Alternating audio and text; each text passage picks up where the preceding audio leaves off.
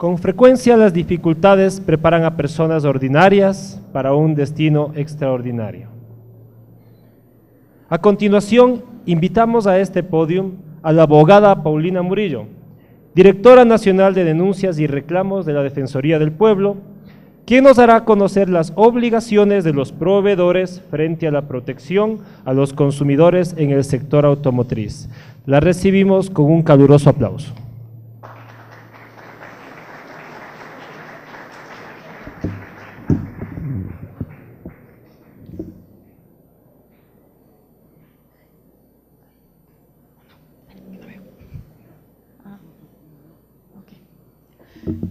Buenos días con todos, reciban un cordial saludo de la Defensoría del Pueblo y nos ponemos a su servicio sobre cualquier aspecto para la protección y defensa de los derechos de los consumidores. Nos han invitado a participar con el tema obligaciones de los proveedores frente a la protección a los consumidores en el sector automotriz. Esta presentación está basada en la Constitución de la República del Ecuador y en la Ley Orgánica de Defensa del Consumidor. Primero que nada, nosotros para poder determinar hacia dónde se tiene que dar el enfoque de las obligaciones o dónde se debe potenciar la capacitación que tienen que tener el sector automotriz, hemos hecho un estado de la situación en cuanto a las quejas presentadas en la Defensoría del Pueblo. Nosotros tenemos un sistema de casos SIGED y también realizamos una visita a nivel nacional para determinar cuál es la casuística, cuáles son los casos que generan mayores problemas a los consumidores. Y abstrayendo el sector automotriz, encontramos los siguientes resultados. Les anticipo que esto está enfocado desde la perspectiva de derechos, puesto que la Defensoría del Pueblo es una institución de defensa de derechos. Por lo tanto, hemos enfocado desde la vulneración de derechos. Vamos a ver en el año 2014 cuáles son los resultados que hemos encontrado, cuáles son los derechos con mayores vulneraciones por el sector automotriz de acuerdo a nuestra estadística.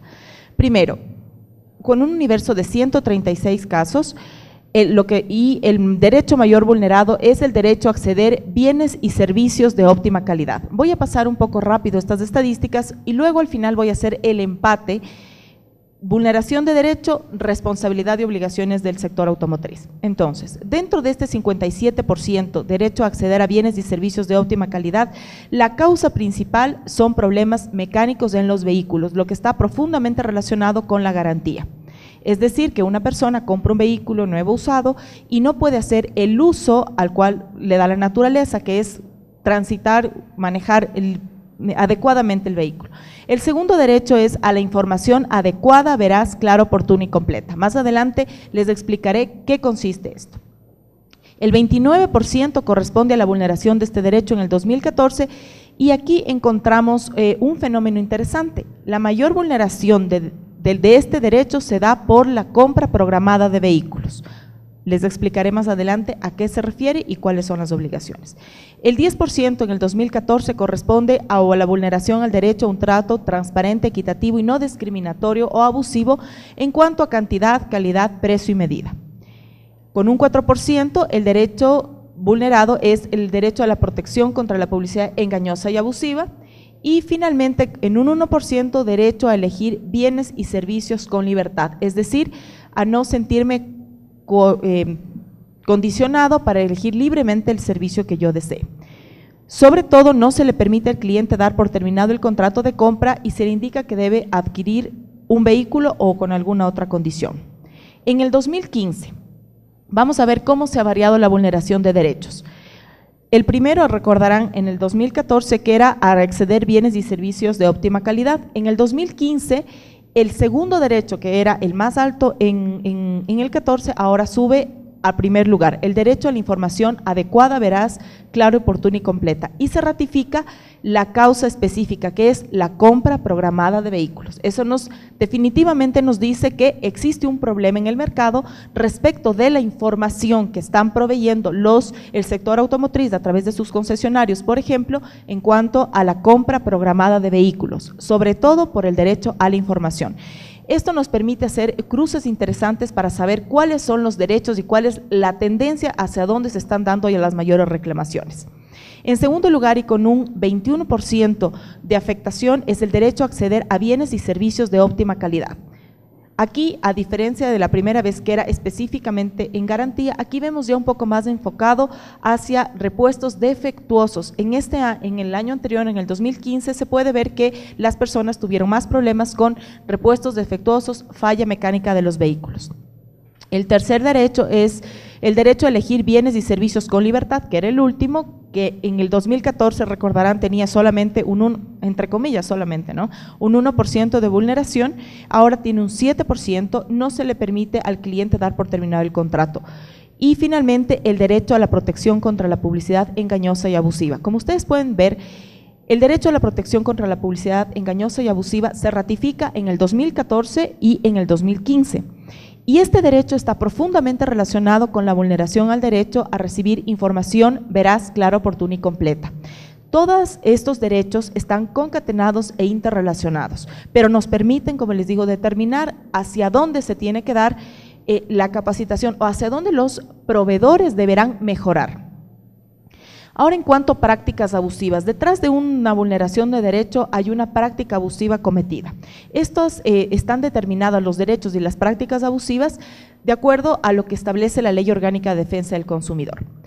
Revisemos, prácticas abusivas. La práctica abusiva mayormente cometida por los proveedores es el no cumplimiento de la garantía que se ratifica con los derechos vulnerados tanto en el 2014 como en el 2015 y tiene una recurrencia esta práctica de un 43%, con un 21% falta de cumplimiento en contratos de adhesión.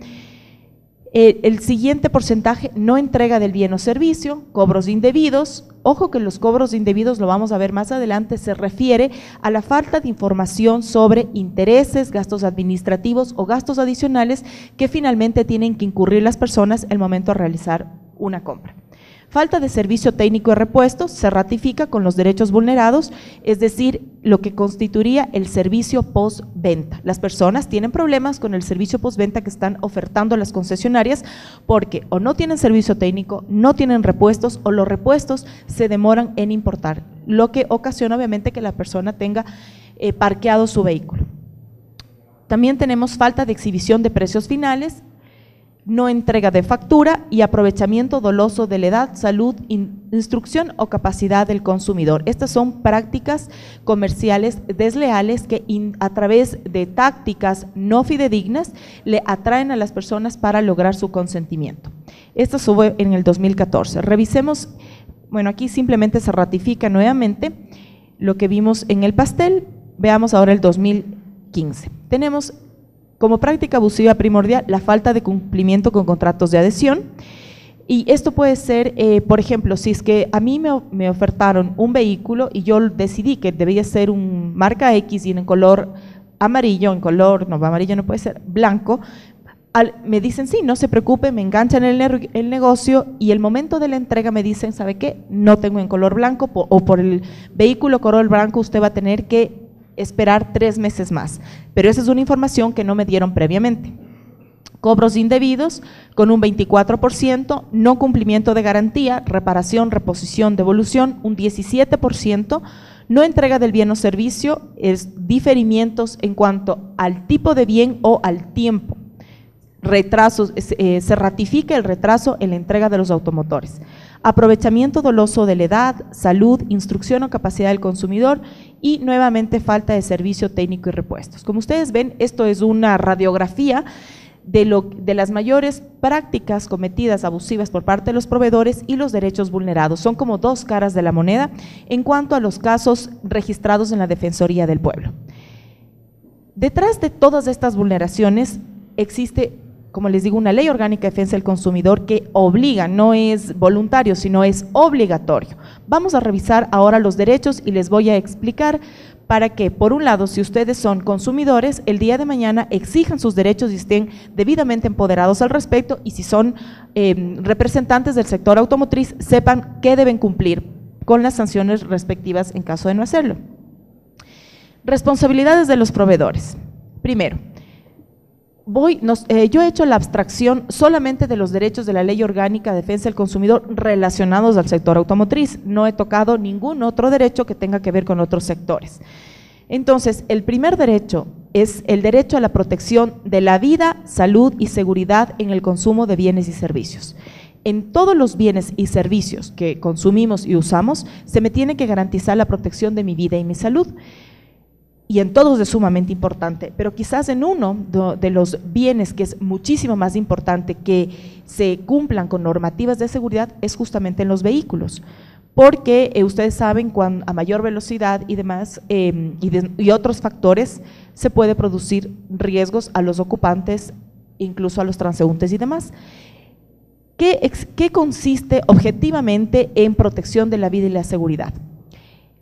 Es adoptar tecnologías en función de normas internacionales para garantizar la seguridad de los ocupantes, de los transeúntes o de cualquier agente de tránsito. De tránsito me refiero a cualquier persona o un bien material o una persona que tenga que ver relacionado con el aspecto vial.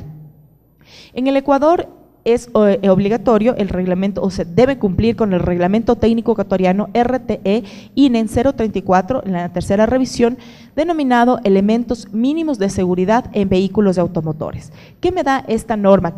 ¿Qué les obliga a los proveedores? Me da dos aspectos de seguridad activa y de seguridad pasiva. ¿Qué es la seguridad activa? Es aquellos elementos que debe contener el vehículo que dan una mayor eficiencia y eficacia y estabilidad al vehículo. Por ejemplo, sistema de frenado, dirección, suspensión, neumáticos, adherencia al suelo, entre otros. En la normativa, que es vinculante, como les digo, necesariamente tiene que cumplir con todo esto para que el vehículo sea seguro. La seguridad no es un parámetro subjetivo, la seguridad es un parámetro objetivo. Totalmente, que determinará qué carros. Ustedes sabrán que existen organizaciones a nivel mundial que determinan por ranking cuáles son las marcas de carros más seguros, pues se lo hace a partir de parámetros internacionales objetivamente determinados. La seguridad pasiva son aquellos elementos que reducen al mínimo los daños que se pueden producir cuando un accidente es inevitable. Por ejemplo, un cinturón de seguridad, el airbag, chasis, carrocería, los cristales apropiados, asientos y demás, ¿sí? Todos estos parámetros que no, obviamente por la naturaleza de la charla no tiene sentido verlo desde la normativa técnica, pero esto me determinará que mi vehículo es seguro. El siguiente derecho que vimos que en el 2014 estaba en un segundo lugar de vulneración y en el 2015 en el primer lugar de vulneración, era el derecho a la información veraz, clara, oportuna y completa sobre los bienes y servicios ofrecidos en el mercado, así como sus precios, características, calidad, condiciones de contratación y demás aspectos relevantes de los mismos, incluyendo los riesgos que pudiera presentar. Este es el artículo 4, numeral 4 de la Ley Orgánica de Defensa del Consumidor. Pero, ¿qué es la información adecuada, veraz, clara, oportuna y completa? ¿Qué implica doctrinariamente las condiciones de esta características que tiene que tener la información? ¿Qué es la información adecuada? Información adecuada es la información apropiada, conveniente hacia el público que esté dirigida. Es decir, en una concesionaria, el momento que yo voy a comprar un vehículo, me tendrán que dar la información que sea comprensible y entendible para el promedio del consumidor. Se deberá entender que yo soy no una experta, que no soy ingeniera automotriz, por lo tanto a mí me tendrán que dar en términos adecuados para el promedio consumidor. No me pueden hablar, y si yo le voy a dar un requerimiento al proveedor, me tendrá que explicar adecuadamente de acuerdo a mi condición. La información veraz, ¿qué es la veracidad? Es que sea información cierta, fidedigna, verificable, fiable. ¿Esto qué quiere decir? Que sea verificable, que si yo estoy aduciendo en una publicidad verbal, escrita o lo que fuere, que mi vehículo, mi marca es la marca más segura o que tiene el sistema de frenado más seguro o de más rápida reacción, por dar un ejemplo, tendré que tener todos los medios técnicos para comprobar, por eso es verificable que efectivamente así es, y eso podrá estar a disposición de la autoridad competente si es que así lo aduce el sector automotor, cualquier marca y demás. Y hay un tema interesante. La inversión, generalmente, jurídicamente hablando, cuando uno afirma algo, uno tiene que probar. Si yo digo que esto es blanco, tengo que probar que es blanco. En el tema de protección y defensa de los consumidores se da una inversión de la carga de la prueba. ¿Esto qué quiere decir? Que quien debe probar que efectivamente algo es así es es la marca es el proveedor. Por ejemplo, si yo estoy diciendo que mis sistemas airbag son los más modernos y fiables, y yo consumidor digo, no creo que es así porque yo tuve tal problema, no soy yo consumidor quien tiene que probar que no es así, sino el proveedor que afirmó que su sistema de airbag era el más fiable. Se da la inversión de la carga de la prueba. ¿Qué significa que la información sea clara? Hace referencia al lenguaje utilizado, que debe ser común, de modo legible, comprensible para la generalidad de las personas, y en el Ecuador tiene que ser expuesta en castellano, tiene que ser una información entendible para todo el mundo. Información oportuna. ¿A qué nos hace referencia la oportunidad de la información? La oportunidad se refiere a que me tendrán que proveer de la información previamente o anterior a la compra. No me pueden decir que tal vehículo no sirve para hacer 4x4 el momento que yo compré el vehículo, que ya tengo en mi casa el vehículo. Si yo estaba comprando específicamente porque necesito que sea un vehículo que pueda llevarlo a la montaña, no puedo enterarme después o determinadas condiciones. Tiene que ser previamente. Información completa. Es una información detallada que explique todas las circunstancias y características del bien.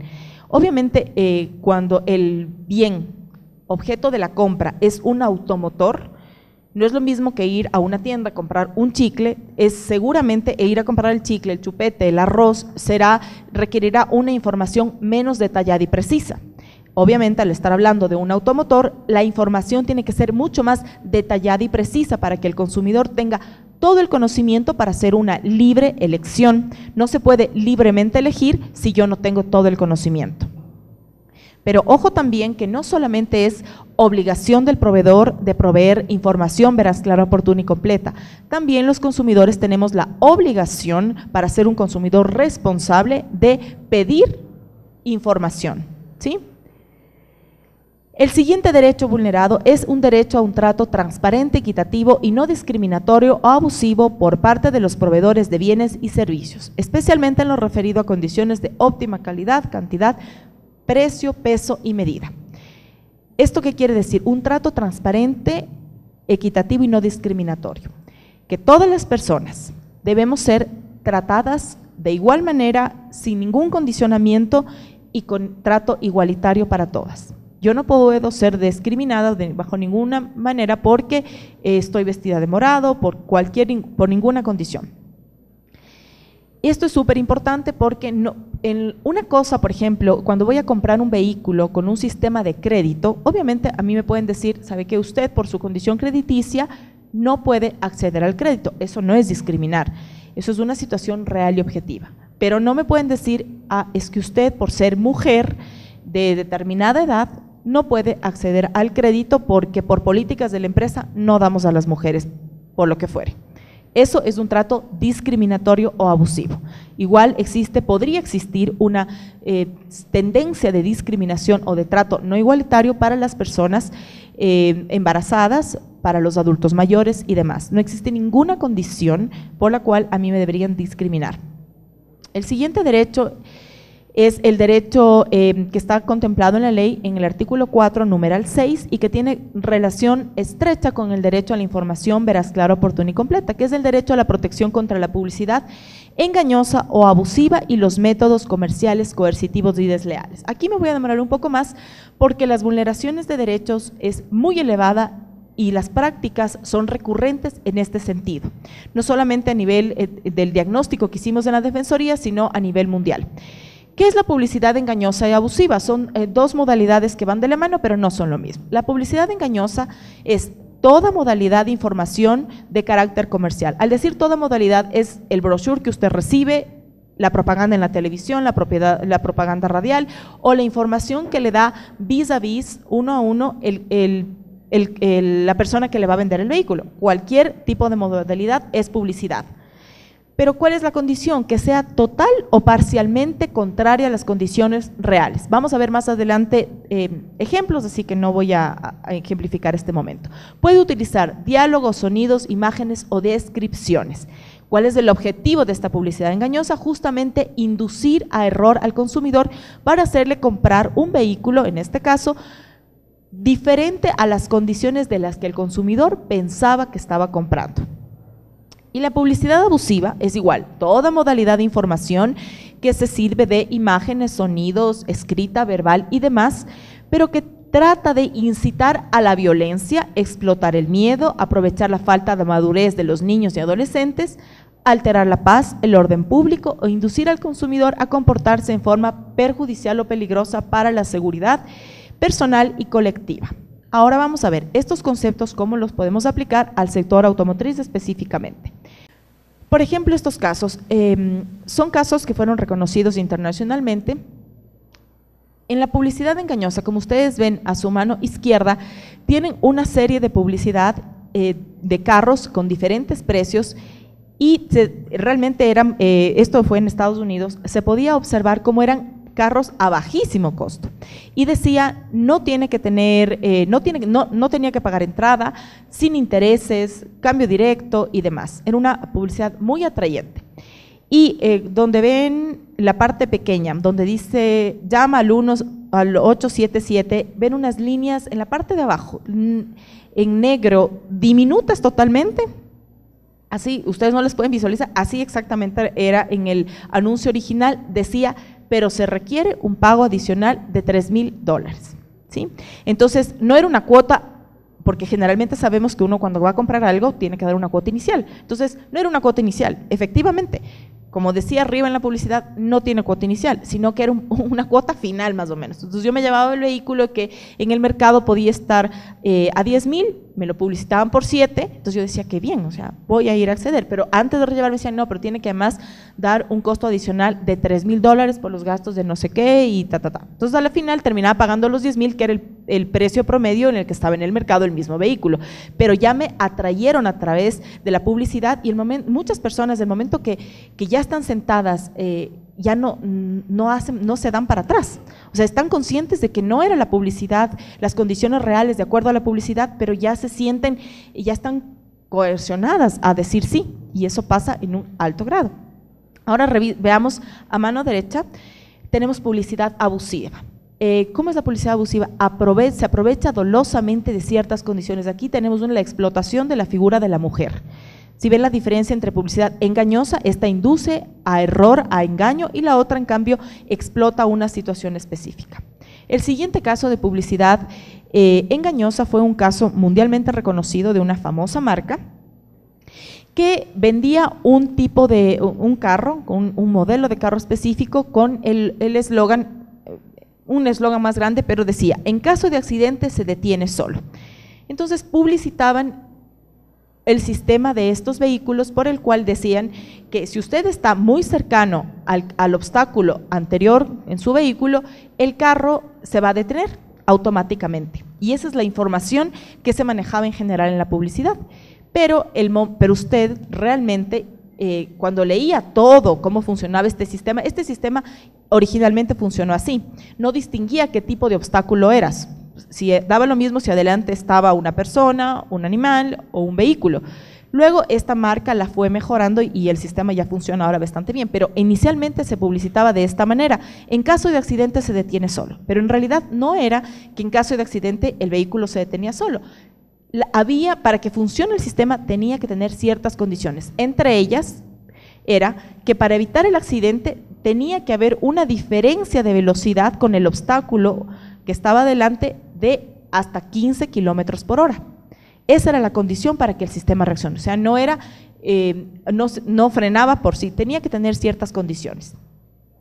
Veamos en publicidad abusiva. La Unión de Consumidores de España, UCE, denunció publicidad que incitaba a la velocidad a los jóvenes. Existió una famosa publicidad que promovía que los jóvenes aplasten del acelerador porque eran más divertidos, llegan más rápido a tu destino y demás, e incitaban, aprovechándose de la inmadurez, podría decirse, de los niños, bueno, niños no porque no pueden manejar, o adolescentes o jóvenes, para que inducirles a que suban la velocidad. Otro caso famoso de publicidad engañosa fue, se dio un mayor eco, digamos, en España y en México. Es también una famosa marca, que está tapado obviamente, pero En España, el defensor del paciente, así se llama, así como el defensor del cliente que tenemos aquí, el defensor del paciente que revisa todo, es un defensor, un promotor de derechos relacionados a la salud, ¿ya? Entonces, denunció en la Audiencia Nacional contra una marca por publicidad engañosa. Esta marca promocionaba una línea de vehículos que eran amigables con el medio ambiente porque no contaminaban y aparentemente cuando se les medía los gases contaminantes eran menores. ¿Cuál era la publicidad? Obviamente también tuvo esto tintes fuertes y fue sancionado por fraude, pero como no es un tema, eso ya es un delito penal, no lo voy a resaltar la parte del fraude y demás, sino desde la publicidad engañosa. Claro, había muchas personas que son muy responsables con el medio ambiente e hizo que estas personas compren mucho estos vehículos. Pero se logró determinar que existió una manipulación en el sistema que medía la emisión de contaminantes. Entonces, si el promedio permitido era, por dar un ejemplo, 120, estos carros aparentemente medían, por dar un ejemplo, 90, pero en realidad habían sido manipulados e incluso estaban excediendo el límite permitido. Entonces, una conocida, por ejemplo, no solamente el defensor del paciente acometió contra esta empresa, sino también Greenpeace. Es más, ustedes ven ahí, esta fue la publicidad que puso Greenpeace: no more lies, no más mentiras. ¿Por qué? Porque también hubo una fuerte afectación a los consumidores y al medio ambiente, por lo que les decía, más allá de la publicidad engañosa, sino que además emitía mayores gases contaminantes que lo permitido. Al frente, en la parte derecha, tenemos publicidad abusiva. Se ve, la publicidad decía algo así como: en la cajuela te entra absolutamente todo o lo inimaginable. Y como ven, se está explotando la figura de 3 mujeres que están dentro de una cajuela. Estas publicidades fueron sacadas evidentemente de la comercialización. Dos casos interesantes, dos casos más interesantes fue la Asociación de Consumidores Facua de España, de Andalucía, publicó en el 2009 un estudio realizado sobre la publicidad de 10 fabricantes de vehículos de marcas reconocidas, donde se demostró que infringían la ley por publicidad engañosa. Publicitaban un vehículo, como yo les decía en el ejemplo inicial, por ejemplo, eran euros obviamente, pero voy a utilizar ahorita dólares, decía: es tal vehículo, tal modelo, a $20,000.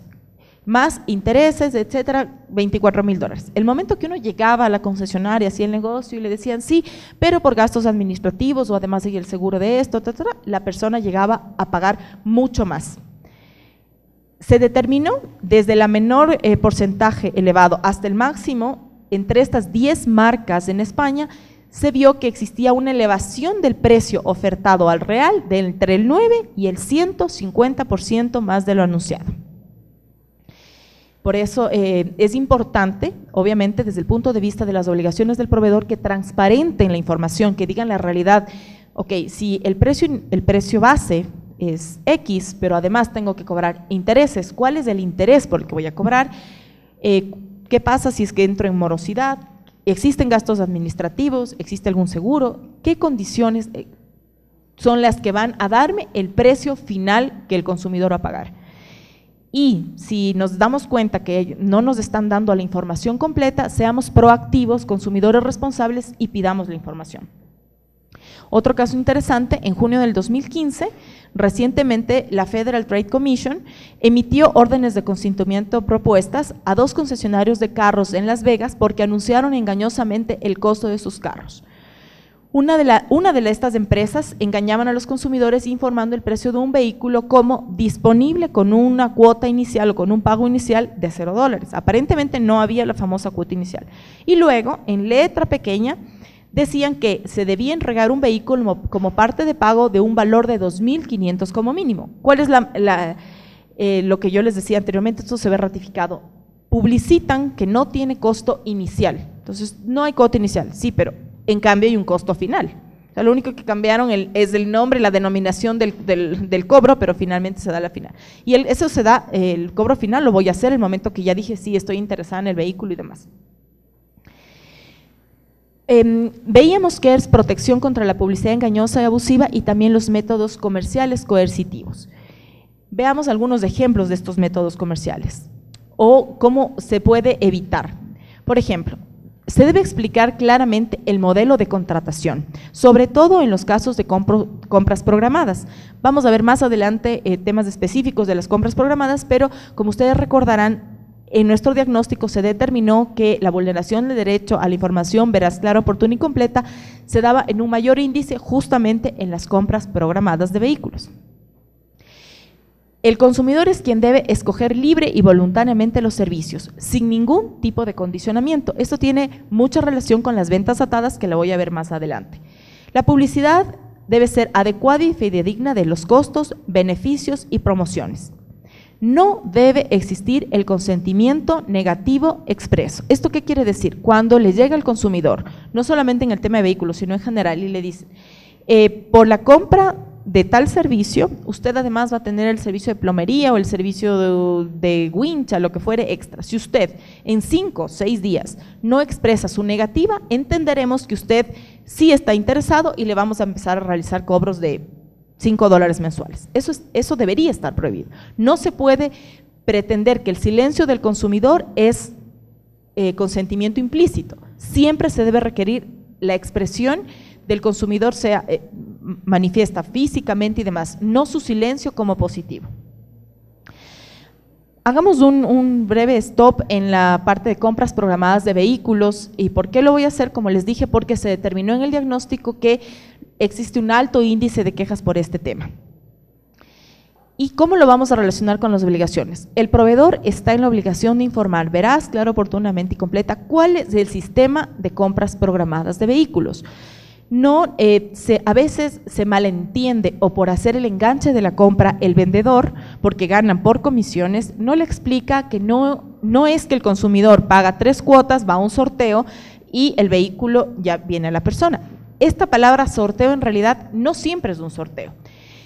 El sistema de compras programadas en general porque existe diferentes empresas que aquí prestan el sistema con diferencias de cada una, pero en general es un sistema que consiste en la formación de grupos cerrados de alrededor 140 a 150 personas que realizan aportes mensuales durante un plazo determinado. No existe en estas compras programadas de vehículos un porcentaje de interés. Eso es un enganche. Uno dice, no voy a pagar el interés si es que me sacara con la comercializadora directamente o a través de un préstamo en un banco. No existe eso, pero sí les cobran un gasto administrativo y un costo de una especie de membresía por pertenecer a este grupo.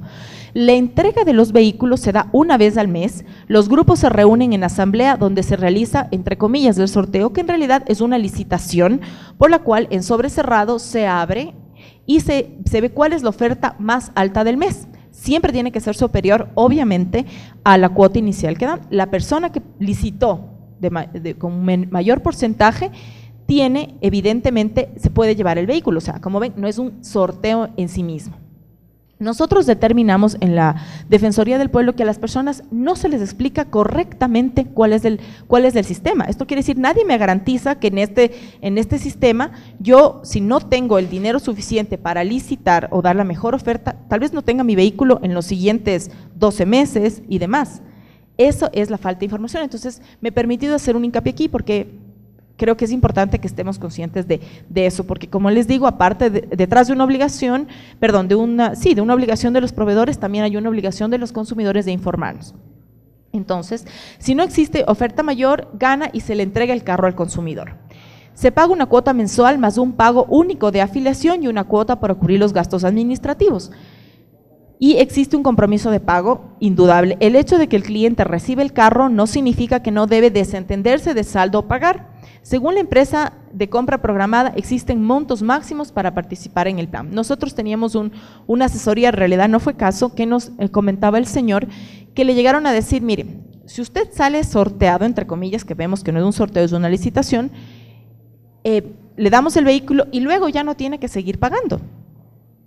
Entonces el señor lo que hizo, pagó 3 cuotas, el mínimo que debía pagar, luego ahorró un poco, hizo una excelente licitación, se llevó el vehículo, pero él creía que no iba a seguir pagando, y no es así, porque como les digo, es un grupo, un sistema cerrado de un grupo de personas que organizan su capital para poder adquirir y demás. Entonces eso es totalmente falso.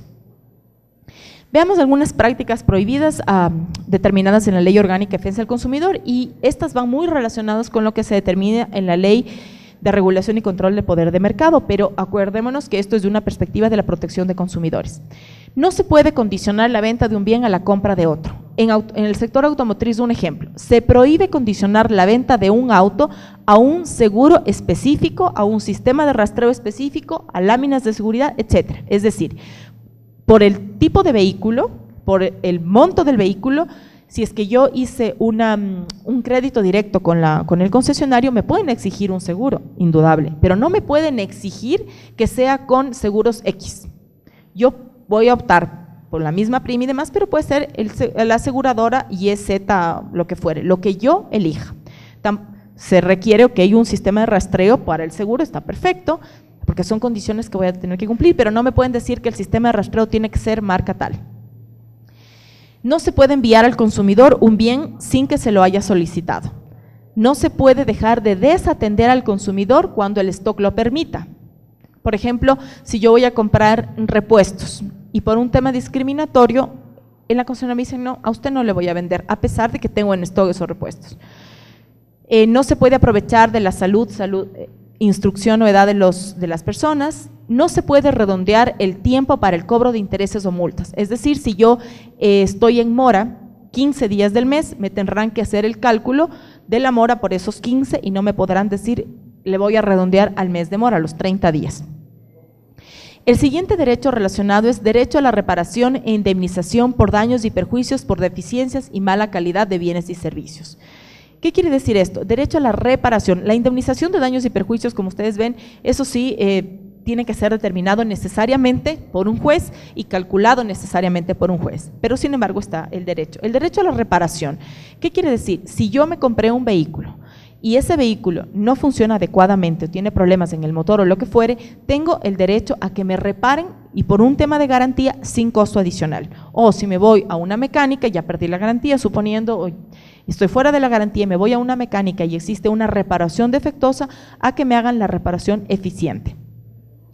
Derecho a que las empresas o establecimientos mantengan un libro de reclamos magnético escrito que esté a disposición de los consumidores. Todos los proveedores, desde la más grande concesionaria hasta un patio de carros o un parque automotor o donde se arreglen vehículos, una mecánica, todos los proveedores, sin importar el tamaño de su negocio, tienen que tener un libro de reclamación que puede ser físico o puede ser digital.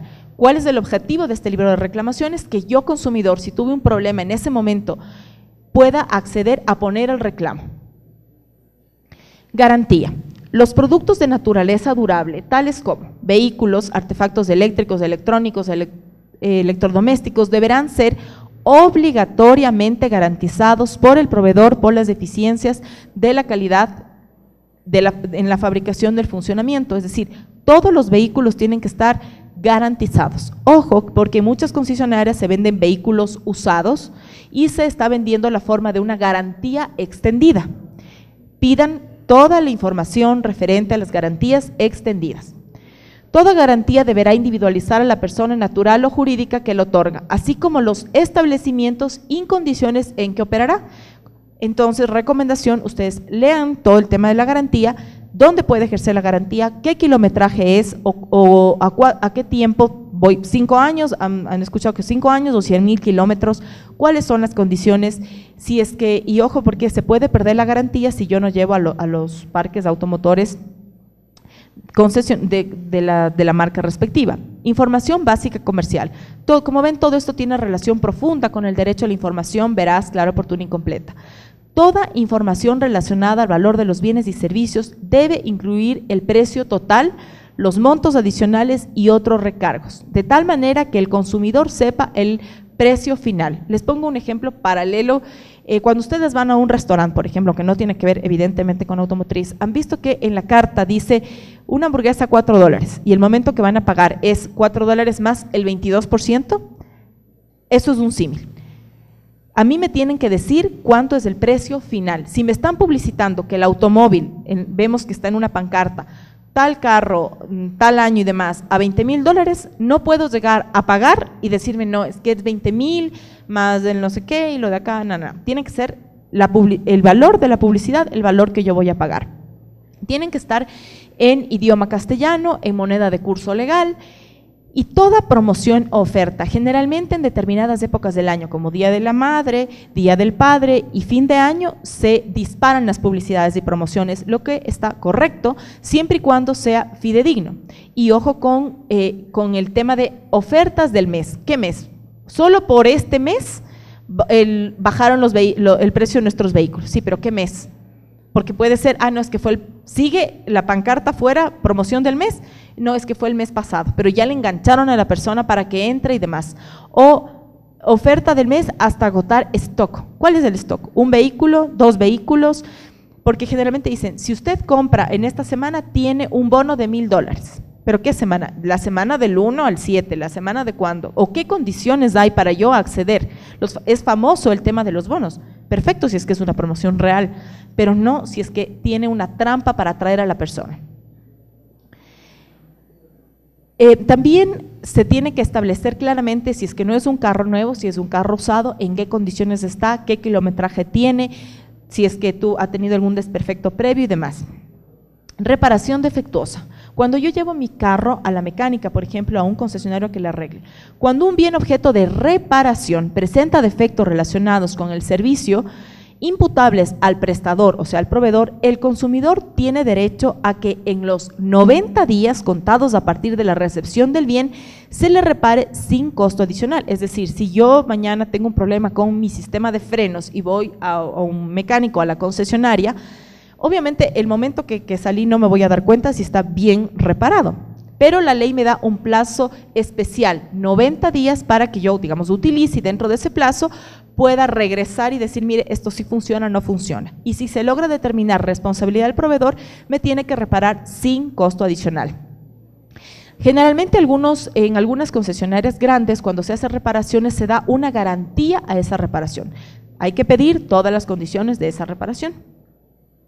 Cumplimiento del contrato. En todo tipo de contrato, de cualquier bien o servicio que ustedes van a comprar o usar, no tiene que haber ningún diferimiento, es decir, se debe prestar oportuna y eficientemente el bien o servicio de conformidad con las condiciones pactadas inicialmente y de mutuo acuerdo. Ninguna variación en cuanto a calidad, precio, reposición u otra debe ser motivo de diferimiento. Como les decía, es muy típico que me dicen, yo quiero un carro 4x4 color azul. Esas son las condiciones. No se preocupe, su carro tal marca 4x4 azul estará en marzo 10.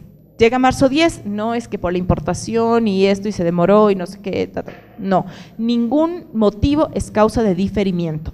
El proveedor tiene la obligación de hacer las provisiones necesarias antes de afirmar que me va a poder entregar el 10 de marzo el vehículo. Y no me puede decir, se ve que si usted escogió, yo le ofrecí azul, pero solamente tengo blanco.